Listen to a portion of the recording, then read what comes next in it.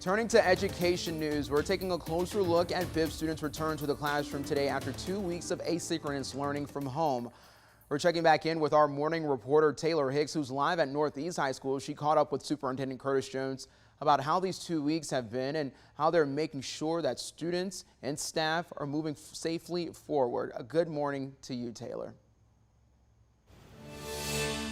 Good morning, Wanya. Yes, I spoke with Superintendent Curtis Jones, and he says the decision to move students online for that 2 weeks was not an easy one, but it was the safest thing to do at the time. And he says that they learned a lot moving forward, and moving forward, they've even implemented more safety precautions for students and staff.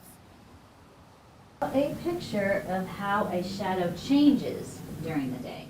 Christy Freeman says for the past 2 weeks, Monday through Friday, she's had to put her teacher hat on. That's because all 5 of her children attend schools in the Bibb County School District. So they all moved home with their studies. The first 2 days I cried all day. I mean, it was bad. It was really bad. Freeman says it's been challenging. It's definitely a lot better than it was when when COVID first started and everybody came home and it was chaotic, and that was a nightmare. That was awful. Freeman says this time around they didn't deal with too many technology issues and that it's been easier for her children to learn at their own pace. But she's ready for them to go back to school. Then again, she's not. I'm torn because it seems like COVID numbers are just going up. It's not like the threat has lessened. Superintendent Curtis Jones says the district's COVID-19 numbers have gone down, but this doesn't mean that they're taking it easy. We will still monitor what's happening with COVID. We want to make sure that we can tell if it's spreading inside classrooms, grade cohorts, or in schools. Superintendent Jones says safety of the students and staff remains their top mission. We're still monitoring for temperatures. We're still going to look at students visually to see if they are displaying symptoms, and we're going to ask questions.